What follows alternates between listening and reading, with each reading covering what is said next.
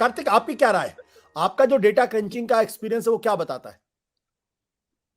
You have to unmute yourself, Kartik. अच्छा sir, लग तो ये रहा है कि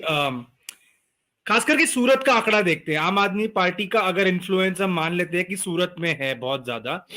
कम से कम सूरत के टर्नआउट में वो दिखना चाहिए था, तो वो भी शायद नहीं नजर आ रहा है। ये इंक्रीजिंगली अब हम सुन रहे हैं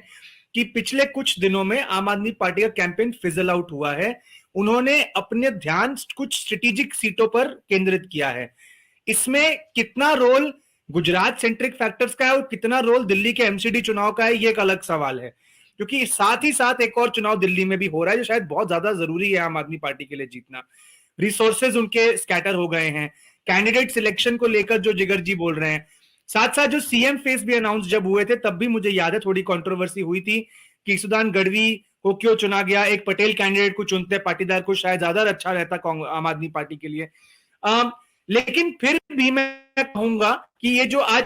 18 सीट के बारे में हम बात कर रहे हैं, इनमें से तकरीबन 12 से 15 ऐसी सीटें जिनका मार्जिन 5000 से कम था 2017 में। साथ ही साथ मैं आम आदमी पार्टी का हम तो ये मान के चल रहे हैं कि उनका सीटों में खुद का कन्वर्जन इतना नहीं अच्छा रहेगा, लेकिन ज्यादा जरूरी ये देखना होगा कि वो किन इलाकों में बेहतर कर पाते हैं, सूरत में उनका वोट शेयर कैसा रहता है, और ट्राइबल बेल्ट में क्या वो इनरोड कर पाते हैं या नहीं। तो आखिरी कुछ दिनों में अगर वापस स्थिति कांग्रेस वर्सेस बीजेपी हो रही है, तब फिर तो शायद ये जो पूरी एक्साइटमेंट थी ये वर्थ इट नहीं थी। लेकिन देखना है, इंटरेस्टिंग रहेगा। मैं खुद संजय सर की बात से एग्री करता हूं, टर्नआउट के नंबर से ज्यादा कुछ नहीं कह सकते, लेकिन ये कह सकते हैं कि वो जो एक्साइटमेंट होनी चाहिए थी एक नए फ्रंट की, जिसकी वजह से लोगों को आना चाहिए था, नए लोगों को आना चाहिए था, वो कम से कम अभी तक तो होता हुआ नहीं दिख रहा है। तो ये नरेंद्र मोदी जी की मेहनत का कारण आप क्या देखते हैं? क्योंकि जो सौराष्ट्र का इलाका है वहां बीजेपी को अगर 2017 में 46% वोट मिला था और कांग्रेस को भी लगभग 46% वोट मिला था, हालांकि सीट के मामले में कांग्रेस आगे थी, तो सौराष्ट्र का वो इलाका है जो कांग्रेस के लिए बहुत इंपॉर्टेंट है, और इस इलाके में आम आदमी पार्टी ने भी मेहनत की है, कम से कम शुरुआत में ये लगा मेहनत की है। तो क्या कहीं ना कहीं प्रधानमंत्री जी को ये लगता है या नरेंद्र मोदी जी को लगता है कि अगर सौराष्ट्र के इलाके में अगर वो बेहतर करें तो कांग्रेस बीजेपी ज्यादा कंफर्टेबल होगी? कार्तिक,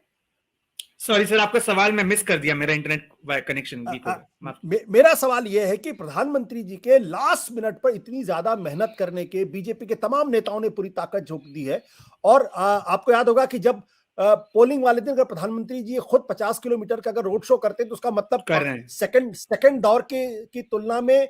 पहले दौर पे ज्यादा फोकस होता है,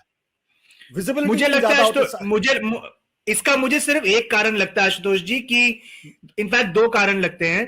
कि मुझे नहीं लगता कि उनको स्विंग वोटर की इतनी परवाह है। मुझे लगता है वो अपने कोर वोटर को मोबिलाइज करने की कोशिश कर रहे हैं। जो एक 27 साल का वोटर फटीग है जो सेट इन हो गया है, उसको मद्देनजर कहीं ना कहीं ये रोड शो निकाला गया, जिसमें ये कोशिश की गई कि जो भी बीजेपी का वोटर है वो बाहर निकल के सही संख्या में वोट करे, क्योंकि अगर वो भी हो जाता है तो बीजेपी की नैया पार हो जाएगी। एक दूसरा मैसेज ये भी है कि जगहों पर बीजेपी के उम्मीदवार बागी हो गए हैं, जो पुराने उम्मीदवार जिनको हटाया गया है, जिनको अब उतनी तरजीह नहीं दी जा रही, तो वैसी कोई डिसयूनिटी का अगर कोई ऐसा इंस्टेंस हो तो उसको भी मोबिलाइज वापस किया जाए कि पीएम खुद अगर ऐसी रैली कर रहे हैं आपके इलाके में या आपके राज्य में।